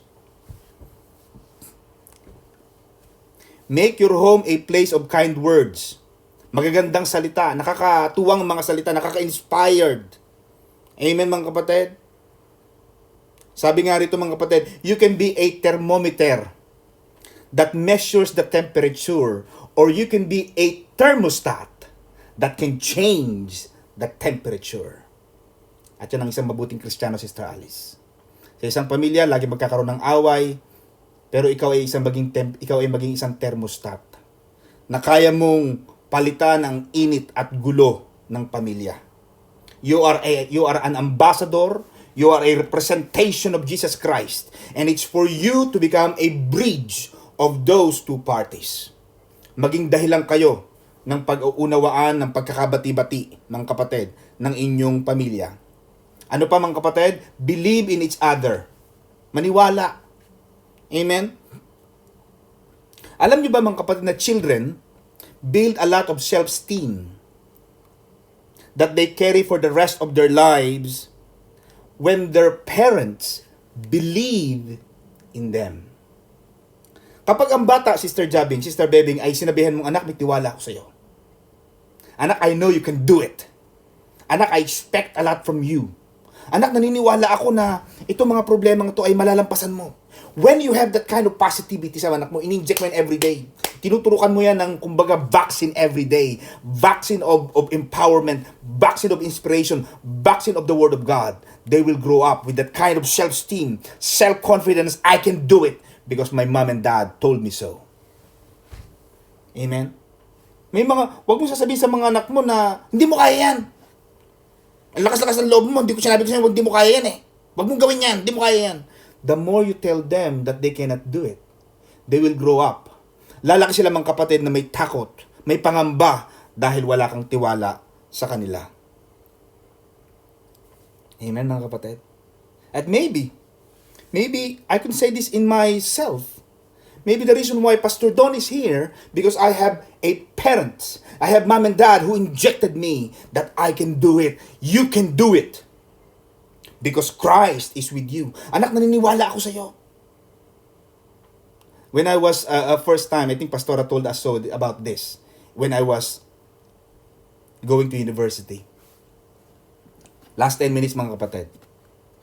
Ang sabi sa akin ni Pastora, anak, now that you're going now to Manila, I want you to remind this. Anak, ikaw ang panganay naming anak. And I can see Pastora, Sister Cecil, she was going round. She was praying for me and Dad. The first time I'm going to Manila, Sister Alice, that was afternoon. I cannot remember the time. There was still a sun. Kasi sa Pilipinas, pag mga alas 4, alas 5, minsan may araw pa. And I could hear the voice of Pastora. She's going round me. Because I was closing my eyes, I couldn't see. But I could hear the voice was going round. And she was telling me, anak, I want you to remind this. I want you to remember this. Me and your dad will send you to Manila. Because we believe in you. We trust you. But anak, I don't want you to fail us. Because if you fail us, then your brethren, tinuturo ni mami yung aking mga kapatid, kasi 7 kami. Yung mga kapatid mo, anak, mawawalan din kami ng pag-asa sa kanila. So baunin mo, anak, ang lakas, ang tiwala, ang kumpiyansa namin sa'yo. Because we know you can do it. Kasi ako yung first time na aalis sa pamilya namin, Sister Alice eh. Ako yung panganay eh. This is the first time na yung family bond, one will go. Kasi darating yung Sister Alice. Sister Cecil. Darating sa panahon na yung isang pugad na may mga inakay ka, isa-isa dyan, Sister Alice, they will fly away out of the nest. Kaya importante, mga kapatid, na yung pugad na iningatan mo, bago lumipad ang mga inakay, Sister Mercy, baon nila ang salita ng Diyos. Pabaunan mo sila ng mga pangako ng Diyos. Pabaunan mo sila ng tiwala sa sarili nila. Anak, I know you can do it. Anak, alam kong nakakatakot doon, pero anak, kaya natin ito. Kasama natin ang Diyos. Pabaunan mo sila noon. Pabaunan mo sila. Believe in each other. At pag lumaki yan, mga kapatid, hanggang ngayon, kita mo, hanggang ngayon, tanda ko pa rin yung time. And that was like what? 35 years? Na matagal na yon, o 30 years ago. Pero hanggang ngayon, natatandaan ko yung mga sinasabi ni Pastora. Ganun yan, mga kapatid. Kapag nag-i-inject ka ng mga salita ng Diyos, Sister Mercy, sa yung mga anak, Brother Ben, yung mga anak mo, lagi sila nakakarinig ng salita ng Diyos. Lalaki ang mga yan, mga kapatid. Magkakaroon sila ng retentivity. Maaalala nila pag dumana sila sa ganung buhay, mga kapatid, nakasalubong sila ng mga problema, they will remember the words. They will remember yung tiwala na ipinabaan mo sa kanila. Offer praise. Minsan papurihan mo naman ang iyong mga anak. Palakasin ang kanilang kalooban, hindi na lang lagi nakikita yung mali. Papurihan mo, anak, ang galing mo, anak. Every time now, I tell my children, Joel, Chelsea, it's time now to bring the plates on the table. I teach them how to wash. I teach them, and then I praise them. I actually intentionally catch them doing something which is right. Anak, you know what? I saw you. You were washing the dishes. I like it. Daddy likes it so much. Papurihan mo sila. Hindi laging ipamumula. Amen, mga kapatid? Okay lang na ituwid ang mga bata. Pero huwag naman yung nawalan na ng motivation ang mga anak. Amen? Nasira na ang kanilang kumpiyansa sa buhay. Huwag yung masyado mapagpuna sa kahit sa mga mumunting bagay. Yung mga maliliit na bagay palampasin. Kasi yan naman ay nagkakamali talaga. Ano pa mga kapatid? Tatapusin ko nito mga kapatid. Help each other. Magtulungan. Ang isang masayang pamilya mga kapatid, nagtutulungan. Amen? Handang tumulong. A family is a team. Ito ay isang team mga kapatid. You should always support your teammates. Ako, lagi nila ako nagpapadala sa kanila. Wala na silang ginawa kundi padala ako ng padala. Ako mga kapatid, ito sasabihin ko sa inyo, Sister Christy. Ano ang gusto mo? Sister Arlene Lusong, ikaw ang padalhan? Ikaw ang tulungan? O ikaw ang ginagamit ng Diyos na daluyan ng pagpapala para ikaw ay makatulong sa kanila? Ako, mas gusto ko na nakakatulong. Kaysa ako ang aabuluyan, ako ang tutulungan, ayoko nang tinutulungan. Amen mga kapatid? Ang isang masayang pamilya ay nagtutulungan. Maaaring kaya ka binibigyan ng Diyos ng pagpapala ay dahil para makatulong ka, Sister Charmy. Kung sasarilinin mo lang ang mga biyayang nasa sayo, baka mamaya dumating na ang panahon na hindi ka nabigyan ng Diyos. Amen ba mga kapatid? Kailangan ang isang pamilya ay nagtutulungan. Ano ang sabi ng Bible, Sister Arlene Eliza? A brother is born out of adversity. Ang isang kapatid ay pinapanganak sa panahon ng kahirapan. Maaaring kaya ka binigyan ng Diyos. Amen mga kapatid? Para makatulong ka. Alam mo ang chocolate, Sister Alice, bumili ka ng isang Toblerone pagkalaki-laki. Kasi ikaw lang kumakain, sasakit lang ang tiyan mo. Pero magtatawag ka ng pamilya, uy, bumili ako ng Toblerone, kainin natin, sabay-sabay tayo. 1, 2, 3. Nyam, nyam, nyam. Lahat kayo kumakain, ang sarap. Kahit isang piraso lang ng Toblerone na kain mo, parang feeling mo, ang saya-saya mo na. At saka napansin mo, pag tumutulong tayo sa kapwa, Sister Ne, especially sa ating pamilya, pag tumutulong tayo, ang sarap ng ating pakiramdam. Bakit? It feels better to give than to receive. Ayoko nung akong pinapadalhan. Maganda na ako nagpapadala. Nagpadala na ako sa Western Union. Itong reference number, 12345. Magkano? 10,000 pesos. Next month ulit. Ang sarap ng feeling. At huwag ka nang hanap na makakabayad. Huwag ka nang lista ng lista. Huwag tandaan mo, nakalista to. Alisin mo ng listahan, Sister Alice. Bakit? Kung hindi makakabayad yung iyong tinulungan, anong sabi ng Panginoon? Sister Arlene Eliza, kung hindi makabayad yung iyong kapatid, yung iyong pamilya, may Diyos na nakatunghay. Diyos ang magbabayad sa iyo. Whatever you do to your family, whatever you do to your neighbors, whatever to do to your friends, God will do it to you. Gagawin ng Diyos yun. Papayag ba ang Diyos, Sister Cecil, na may utang ang Diyos sa iyo? Hindi. Kung kailangan doblehin ng Diyos, ayaw ng Diyos na may utang. Ano sabi ng Diyos? Ano man ang ginawa mo sa kapwa mo, gagawin ko yan sa iyo. Pag ganyan ang ating pamumuhay mga kapatid, ang saya ng pamilya. Hindi nakakatakot. Hindi yung pagka tayo ay meron, ikaw bahala, buhay mo na yan. Wala kang pakialam sa'yo. Pero ang dami-dami mo na.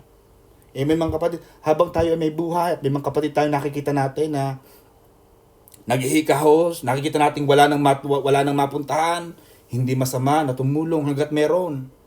Amen? Kailan ka patutulong? Saan ka patutulong? Sa ibang tao. Amen mga kapatid? Doon na tayo tumulong sa ating pamilya dahil yung pamilyang yan mga kapatid, Sisters Mercy, yung pamilya mo, kahit anong mangyari, pamilya mo yan. Magkatakbuhan, magkadiinan, Sister Edna, pamilya mo yan. Wala kang tatakbuhan, kundi pamilya. Last but not the least, mga kapatid, stay active together. Yan. Magkaroon ng time. Minsan mag-invite kayo ng reunion. Amen? Naniniwala ako doon. The family that stays together. The family that stays active together and does more things together creates stronger bonds and are much happier. Yung napansin mo yun? Parang wala namang kayong pinag-uusapan, paulit-ulit. Ano ba pinag-uusapan nyo? Wala lang, paulit-ulit lang. Mga bata kami. Yun ang corny-corny eh. Yung meron kayong Zoom, sample, Moreno family, no in-laws. Alisin mo yung in-laws, Moreno family lang. Kasi minsan pag sinabi mo yung in-laws, marami mga intriga. Merong talagang Moreno families and in-laws. Merong Moreno family exclusive. Oh, eksklusibo. Para walang extra. Amen ba? Oh, Kuwanag family, no in-laws. Pero meron ka pa rin Kuwanag family plus in-laws. Maganda rin naman yung lahat talaga nakakasundo mo. Magkaroon ng isang magandang samahan sa pamilya. Magtawanan. Oy, natatandaan mo! Nung bata pa tayo, nangunguha tayo ng mga sinigwelas, nahulog ka sa puno. Hinabol ka ng aso. Oh, di ba? Masarap yun eh. Babalikan mo yung mga memories, mga alaala. Para nakakalakas. Alam mo, ang pamilya, pinagkukuhan natin ng lakas yan eh. Amen ba mga kapatid? Yan ang isa sa mga sikreto namin hanggang ngayon. Na yan ay, meron kaming ganun. Meron kaming group na Magsino family, no in-laws. And then Magsino family with in-laws. Lahat kami nandun, mga apo, mga ganyan, mga in-laws. Oy, kamusta ka na? Doon tayo humugot ng lakas. Doon tayo kukuha ng lakas sa ating pamilya, mga kapatid. At yon ang mga sekreto ng isang pamilya, mga kapatid. And I believe, Panginoon, mga kapatid. Naniniwala ako na kapag ito ay nagawa ninyo, ang iba rito o lahat ng ito, and then you tell the devil that he is a liar, that the devil has no power over your family, na pagbubuklo-buklurin mo ang pamilya mo, huwag kayong mag-aaway-away, magkakapatid. Amen? Huwag ninyong gagawin na magkakaaway. Merong mga ibang relihiyon, nag-aaway-away. Yung nanay niya, idinimanda na niya. Yung kapatid niya, idinimanda niya. Pinakulong niya yung kanyang kapatid. Wow. Bakit? Sinisira natin ang ating buhay. Sinisira natin ang sarili nating bakal. Ang maganda sa isang pamilya, mga kapatid, solid. Kaya ang Maranatha family, Sister Alice, anong sabi natin? Ang Maranatha, hindi lang pang pamilya, pang sports pa. Amen, mga kapatid. Kumpleto tayo, Ricardos, dito. Amen, mga kapatid. Palakpakan natin ang Lord. Hallelujah. Salamat sa ating Panginoon. Brother Johnny, I just want to call Pastora Lita and Bishop if they have something to add on our topic today. Nandiyan pa ba si Bishop? Oh, nandito kami. Apo. Bishop, meron po kayong dagdag?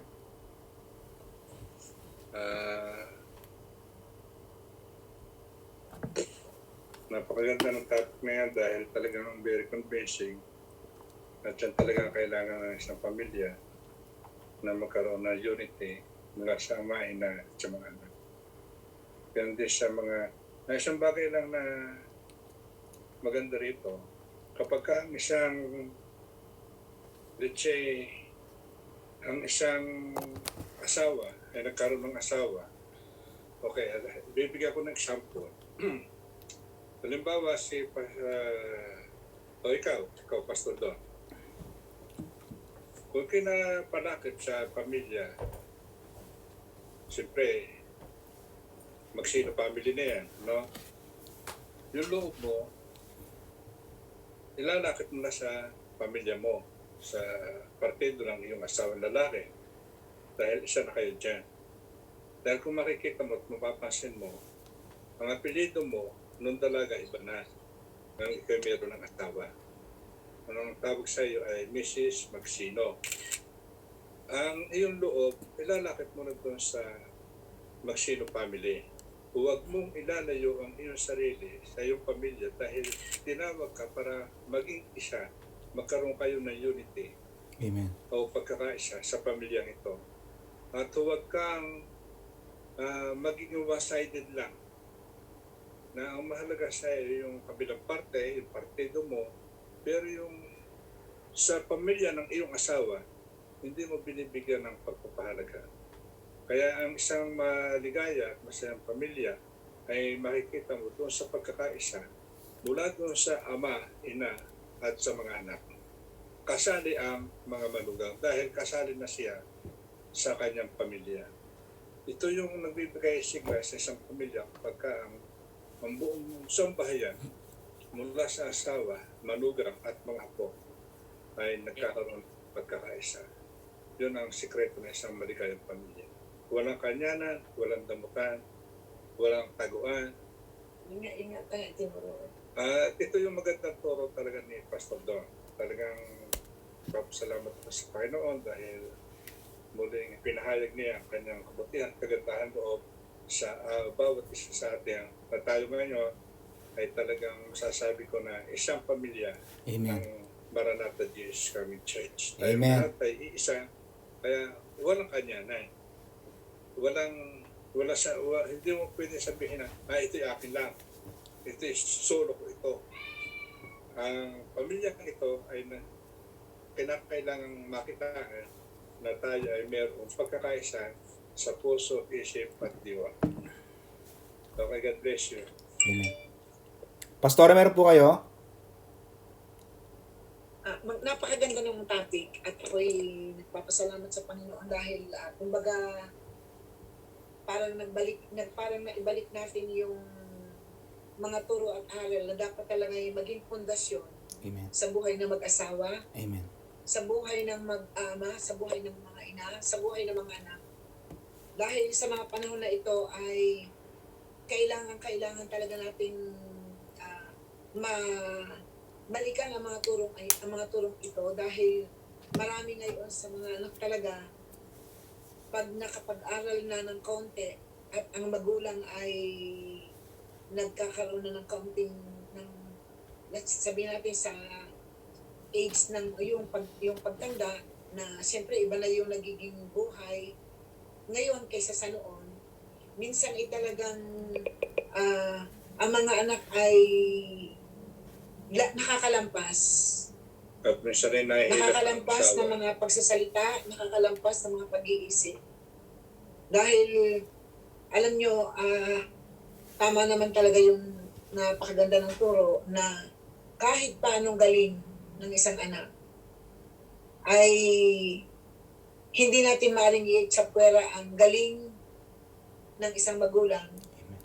Dahil, kumbaga sa karanasan ay nagpapatibay yun at nagpapatatag. At ang karanasan na ini-apply ng isang magulang sa mga anak ay isang matibay at malakas na halimbawa para yan ay talagang sundan ng yapak ng mga anak. Mahalaga yun.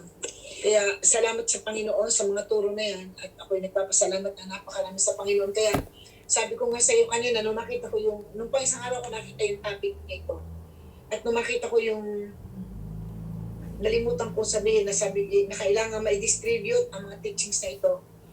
At kung maaari lang ay yan ay ma-record. Opo, naka-record po, ma'am. At kinakailangan ay siguro ay sa isang araw ay kailangan din na maituro sa mga church. Like halimbawa sa Maranatha Maine, sa Maranatha Cebu, masabi rin niya sa ating continual pastoral development maituro. Dahil very timely ang mga katuruan na yan. At kailangan ito. Kahit pa sabihin natin kayo at tayo ay matatanda na at may magulang, ay kailangan ang mga educational guidance na ito para ito ay matayuan, para ito ay masundan ng mga anak at ng mga apo para sa isang matibay at matatag na pamilya, sambahayan, pamahayan at lipunan. Dahil kung ang isang pagsusunuran at pagmamahalan ay magsisimula sa tahanan, magsisimula sa magulang at mga anak, yan ay magiging isang asset ng church, magiging isang asset ng community, at magiging isang asset ng society. Napakaganda ng mga teachings ni Pastor Don. At I want to congratulate the Lord sa iyong buhay. I want to congratulate you. Very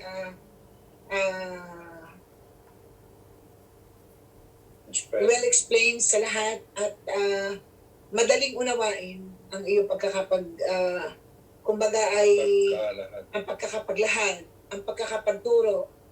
Kumbaga ay nararamdaman natin na talagang napag-aralan at saka isa sa pinakamatibay na pundasyon ng iyong pagkapagturo na yan ay ang karanasan.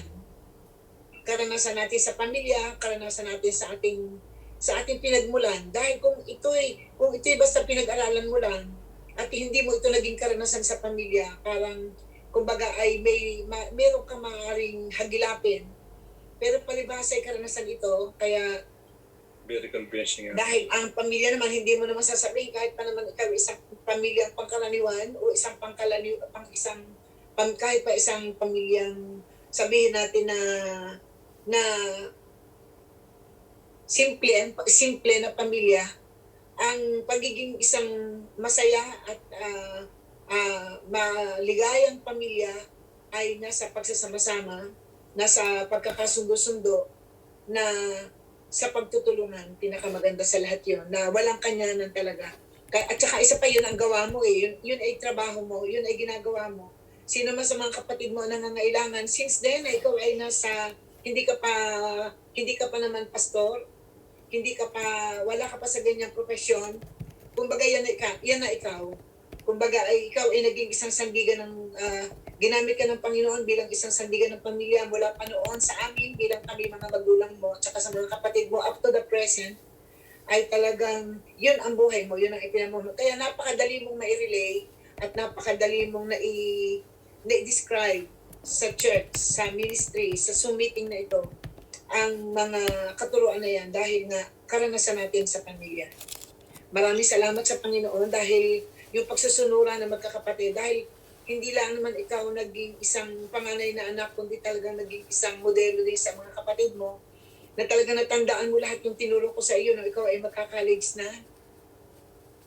Talagang nung ikaw ay aking dinadalangin, talagang inikutan kita at saka sabi ko, Panginoon, iyo nga po Panginoong Hesus na lilibiran ng iyong gabay at patnubay ang aking anak sapagkat yun ikaw ang unang magmamaynila at the same time 2 kurso yung kinuha mo sa isang punta mo ng Maynila, ikaw ay nag-enroll sa Lyceum of the Philippines, and then pagkatapos doon sinamahan ka namin sa COP, Cathedral of Praise, sapagkat alam ko inihanda na sa biyaya ng Panginoon ay tumugtog sa aking puso, sa aming puso ng daddy, na dahil ikaw ang panganay na anak, kailangang ihanda ka sa ministry. Dahil sa aking puso, hindi ko na hinangad pa na ikaw ay sabihin natin na kung ano ang kursong kukuhanin mo, kundi ang nais ko lang talaga ay ikaw ay dito sa calling na ito, kailangan talagang ito yung paghandaan dahil alam natin na ito ay nasa bloodline. Kumbaga, ang calling ng Panginoon ay nasa dugo ng pamilya.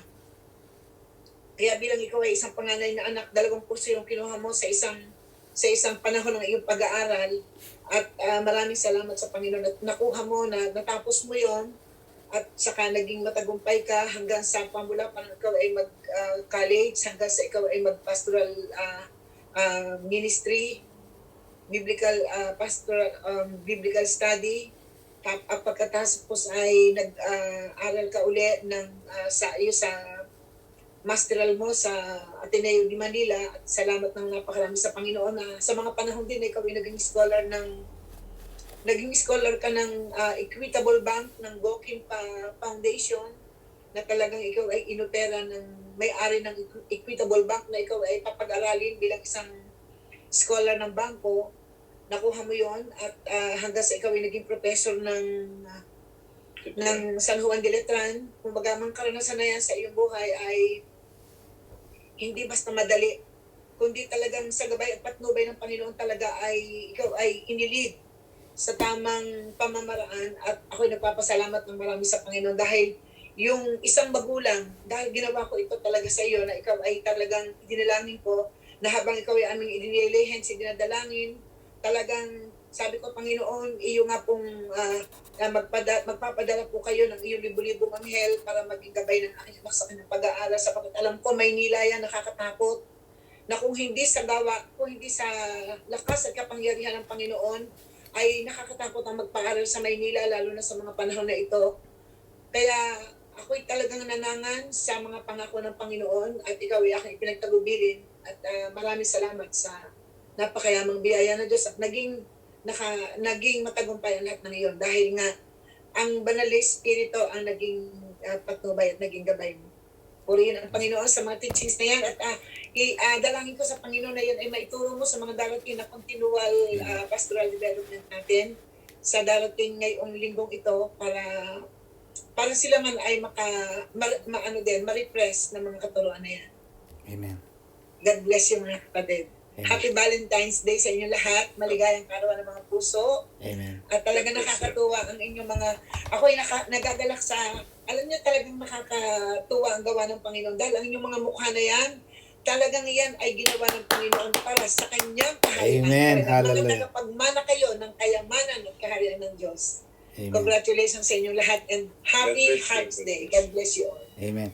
Mga kapatid, thank you si Pastora. Masyado akong sinabi na ni Pastora ang aking CV. Sabi na Hindi naman. Ano, Ah, hindi, dahil kung kahit pa naman sabihin mo na ikaw ay may CV at kung hindi naman ikaw talaga naging isang blessing din talaga sa amin at sa iyong mga kapatid, Thank you. Thank you po. even sa ministry, even sa community, natutuwa nga din ako, nakausap ko yung isa naging teacher mo sa elementary. Sabi niya sa akin ay, alam mo, Pastora, yung anak mong panganay, ay yung gusto namin kuhanin guest speaker dito sa school. Sabi ko, saan? Dito sa atin, sa elementary school. Sa sinisian dito sabi ko, kaya lang ay hindi ka ako makakasigurado kung ano sabi. Dahil ikaw naman nasa bangko pa ng mga panahon na yun. Kaya si akin mo na sinabi, and then nung masabi sa akin, sinabi ko sa iyo, naging guest speaker ka doon sa elementary school, doon sa atin, at saka sa community. Dahil tapos pagkalipas noon ay nakausap ko naman yung principal ng school. Alam mo, yung iyong anak si Don, talaga natutuwa ako sa asal ng bata. Yung very helpful, malayo pa ako. Pag ako nakita nung sa school, agad ay pag siya ay nasa loob ng bakod, ako naglalakad pa natakbo na sa labas ng gate yun at ako'y kukuhanin lahat ang mga gamit ko. Kumbaga yun na yung naging karakter mo. Dahil talagang alam mo, nasa karakter talaga ng isang tao yan. Kaya maraming salamat sa Panginoon dahil ang karakter talaga ay isa sa pinakamahalagang asset ng tao hanggang sa iyong pagtanda. Kahit pa naman ikaw ay isang anak at hindi naman ikaw ganun, wala naman ako masasabing kaya ang kapurihan ay talaga sa Panginoon dahil talaga ang lahat ng meron ka, ang lahat ng meron kami, ang lahat ng meron tayo, lahat ay mula sa Panginoon niya. Dahil kung hindi sa Kanya, ni isa ni anuman wala tayo. Amen. Thank you, Pastora. Pero meron isang bagay akong gustong parating sa lahat ng mga magulang. Ang magulang ay meron tungkulin sa anak. Alam niyo yung mga nag-aaral namin mga anak sa Maynila, isa-isang alam ko ang kanilang schedule. Pinupuntahan ko sila sa kanilang room. Binubuksan ko ang pinto ng kanilang kwarto. At pagka nabuksan ko ang pinto at nakita ko ang anak ko naroon, okay na, alis na ako. Dalaw naman ako sa isa pa dahil tatlo yung sunod-sunod na nagkakalit Kaya napapagkamalan nila ako doon sa eskwelahan na professor. Dahil meron lagi akong clutch bag Kaya ang mga yan, kahit na sila sa Maynila nag-aaral, alam ko napakadelikado, ako rin ang nagbabayad ng tuition fee nila. Minsan, palibasa ng mga half scholar, ang mga yan. Ako ang nakapila doon sa cashier para magbayad ng kanilang counting tuition fee. Kaya may participation ng magulang sa kanilang mga anak na dapat nilang gampanan at hindi nila dapat pabayaan ang lahat ng yan para may pakita sa mga anak na nagtatagumpay. Meron pa nga akong isang anak nag-aral nag-aral naming anak sa UA. Ako nakapila, kukwento ko lang naman na nakakatuwang buhay ng isang ama. Dati na dyan po si Lowell, nakikinig po siya dito. Ayan, si Lowell nandyan. Alam mo, nakapila ako magbabayad ng tuition fee ni Lowell at saka nito si Lex. Alam niyo yung mga anak ko, kausap yung kaklase nila, naka-4 pa at nakasandal sa poste yung kanilang kamay. Ako nakapila, ako pinagpapablisan ko sa pila. Ay haba ng pila. Ay sabi ko, sa loob-loob ko, sarap ng buhay ng mga anak kong ito. Ang tatay ang nakapila. At ang mga anak ay nakikipagkwentuhan sa mga klase, naka-4 pa ang paa. Dahil sabi ko, ang sakripisyo, talagang kahit na may lagnat-lagnat pa, papalikin ko yung 4th floor para bisitahin sila, puntahan sila kung talagang napasok sa klase. Kaya salamat sa Panginoon dahil sa patnubay ng Panginoon sa ating mga buhay, lahat naman sila ngayon ay mga professional. Lahat ay nakatapos. Nakatapos naman sila. Kaya mga Kahit kapatid, na inaasahan na paano na suportahan, natulungan, ang Panginoon ay marunong sa atin lahat. Kaya huwag kayong galala Amen. dahil kayo ay mga anak na nais ng Panginoon na makatanggap din ng biyaya at pagpapala. At saka kami, sa mga panahon na yun, Pastor Don, alam mo, kaya nakakatuwa din ang gawa ng Panginoon sa buhay natin dahil natatandaan ko si Love na ngayon nga siya ang principal ng Asa School sa Maranata. Sa purihin ng Panginoon, nung siya nag-aaral, palibhasa ay pag-aalis ng bahay, sabi ko, ito tagay ang pamasak, ito ang inyong baon, ito ang baon ni Kuya, ito ang baon mo Love, ito ang baon ni Lala. Lahat sila ito ang baon ni Lex. Ganyan. Sabi sa akin ni Love, Mami, ako po pamula nung first year, ang akin pong baon na ibinibigay niyo sa akin, ganito na pong kalaki. Hanggang sa mag-graduate. Ay, ako po, Mami, ngayon fourth year na, gagraduate na po ako. Hindi pa po ninyo dinadagdagan yung aking baon. Yun pa din ang baon niya, sabi niya. Hindi naman siya nagreklamo, kundi sabi niya sa akin, nung pong first year ako, ganito pong kalaki yung binabaon ko. Ay, ako po, Mami, ngayon fourth year na, ay hindi pa po ninyo nadadagdagan ang baon ko.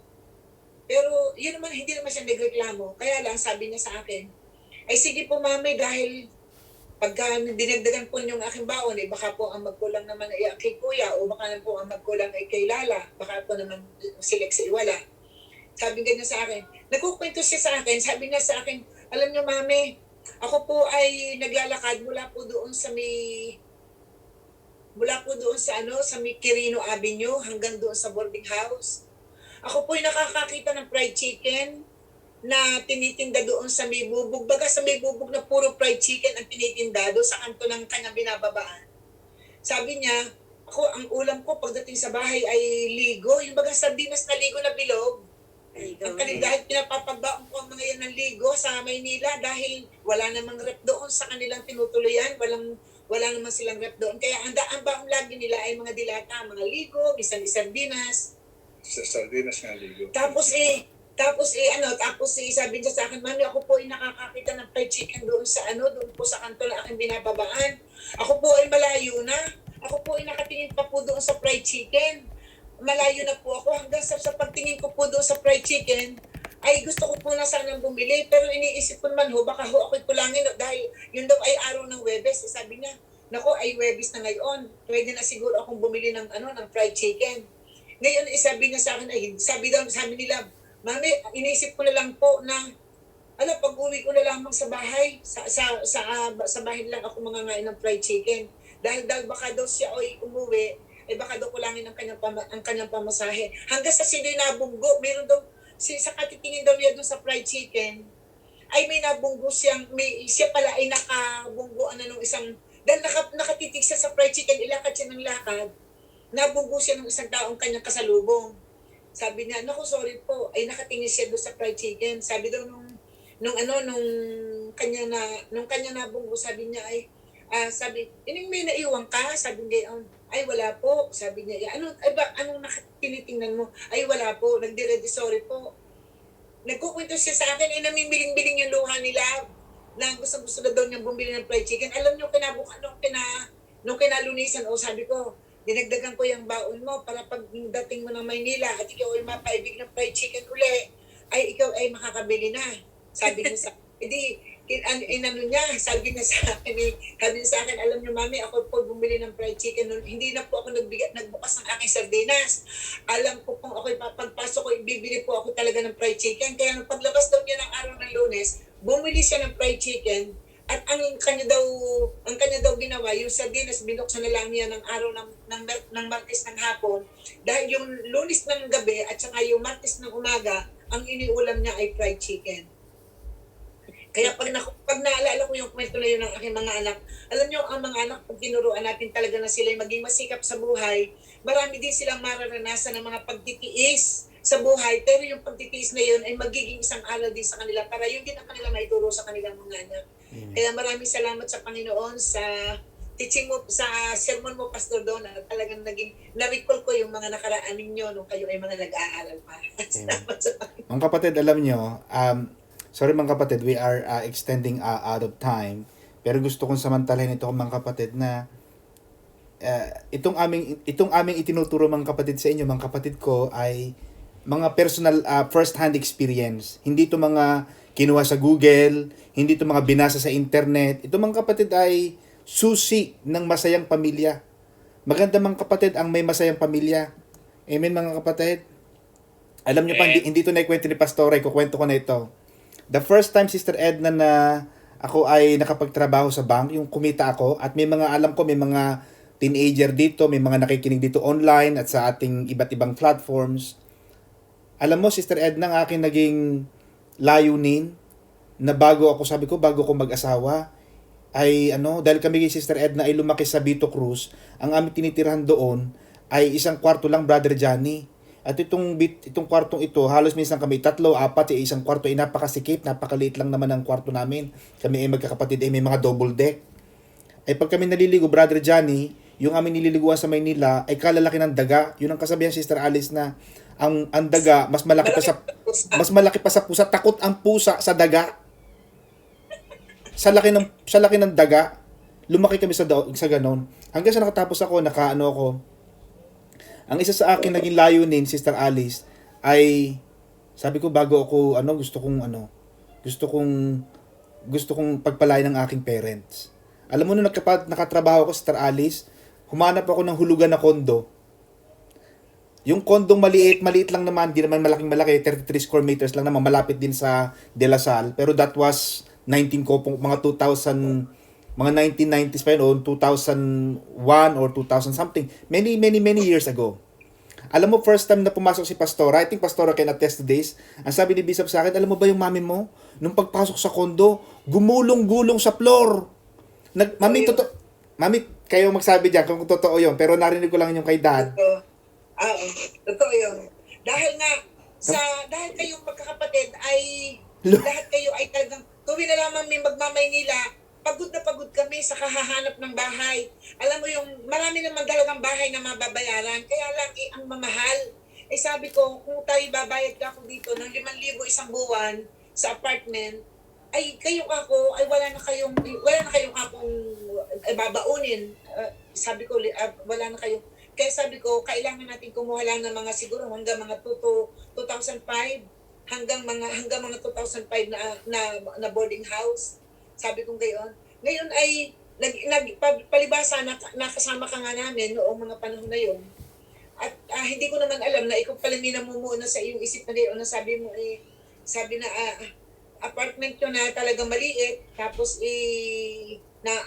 hanggang ngayon hindi malimutan nilala yun na yun ng malalaking daga, maliit na banyo, ang borders 12 pero isang banyo lang ay lahat nagmamadali sa umaga ng pagpasok. Kaya sabi niya, kaya nung tayo magpagawa, nung ikaw bumili na ng apartment, ng condo, sabi mo sa akin, Mami, kayo po luluwas ng Maynila at ako po ay meron lang po akong taong kausap, ay kayo po ang makipag-usap dun sa tao, at dahil kayo po ay may tatanong lang po sa inyo, siyempre kami na may lumuwas, hindi ko naman wala akong kaalam-alam doon. Sabi niya, may pupunta po kayo dito sa street na ito at ito ang taong ito ang inyong kakausapin. Sila po ay, ang sinabi ko po kung anong sasakyan ninyo at saka kung anong hitsura ninyo. Sabi ko gano'n, mas matanda ang daddy ko kaysa sa mami ko. Sabi ko ganyan. Tapos pagdating namin doon sa may Harrison Plaza, sabi sa akin parang sila may hinahanap. Sabi mo sa akin kayo po ang pumunta doon. Yung po yung kakatagpuin tao doon sa Maynila ay parang pong tomboyis na parang siya po ay nakagupit lalaki. Sabi mo ganun sa akin. Ngayon, pagdating ko doon, kinausap ko yung lalaki, sabi niya, kayo po ba yung mami ni Don? Sabi ko, oo, ako nga. Sabi ko ganoon. Sabi niya, kayo po ay sumama sa akin at ako po ay may yung ipakikita sa inyo. Sabi ko, ano yun? Natatakot ako. Sabi ko, yung ito dagat talaga. Sabi ko, paano mo nakilala ang anak ko? Sabi niya, ay tumawag po siya sa akin. Ang anak po niyo si Don Magsino. Sabi, ay oo. Sabi ko, sinabi ko, oo, ako nga. Sabi ko, ganun. Sumama kami. Pagdating namin, kami sinama doon sa loob ng building, napakalaking building. Sabi niya, pasok po kayo dito. Sabi ganun sa akin. Di kami ngayon pasok. Umakay kami, sabi niya, nag-ano siya sa elevator ng hanggang 7th floor. Sabi niya, Sabi ko, saan ang punta natin? Wala po, meron lang po akong ipakikita sa inyo. Sabi ko, hindi naman kami nag-imigan. Pagpasok namin sa loob, ma'am, sabi niya sa akin, ito po yung condo unit na kinuha po ng inyong anak para po. Sabi ko, para kanino? Sabi niya, ay para po sa inyo. Para po ito sa inyo. Sabi sa akin, sabi ko, ano para sa inyo? Ba't wala siyang nababanggit? Wala siyang nasasabi? Eh sabi nga po sa akin, ito po daw po ay surprise niya sa inyo. Alam niyo, nung aking pagdating ko daw, talagang iyak. Ako iyak talaga. Talagang hanggang ngayon naalala ko, ako talaga naiyak. At nung makita ko na yung ang ganda ng tubig, napakalamig ng tubig, napakaganda ng maganda. Bagamat siya maliit dahil kumbaga sa kondo ngayon, malaki na yun eh. Dahil ang mga kondo ngayon sa Maynila, maliliit na. Mas malaki pa din yung bali yun ay 36 37. 37 square meter. Malaki na yun ngayon kung i-compare natin sa mga bagong kondo dahil ito sina Pastor Don, bumili yan ng maraming mga kondo sa Manila pero hindi gayong kalaki. Sabi ko talaga, paano niya nakuha sa inyo? Basta ito po para sa inyo. Alam mo, nakita ko, ito po ang pangalan, nakalagay po dito sa pangalan ninyo, ito po ang pangalan ng condo unit na ito, sa 702.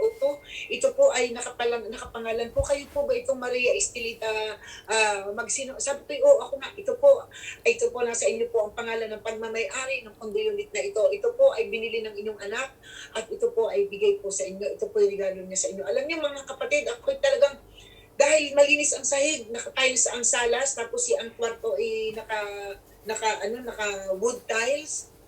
May terrace pa doon may maliit na terrace pa yung condo na yon.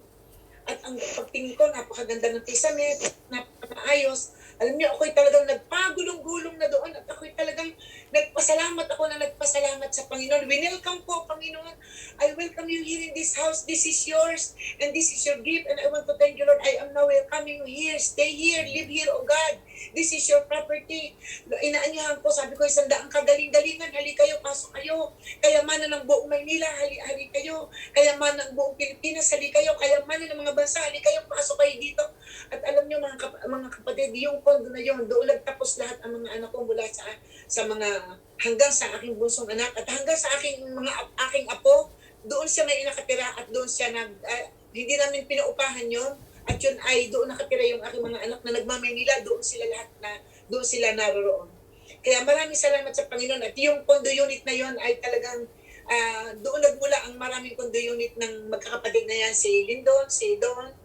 At maraming salamat sa Panginoon at lahat ay naging matagumpay ang lahat. Inanyayahan ko kayamanan ng buong Maynila, kayamanan ng buong Pilipinas, kayamanan ng mga bansa, 100 kagalingan ay invited and welcome ko doon sa loob ng kwarto na yun. At hanggang ngayon mga kapatid, talagang napakaganda ng ano na yun, ng buo ng kwarto na yun. Hanggang ngayon napakalinis dahil amin yung pinapupuntahan, pinalilinis.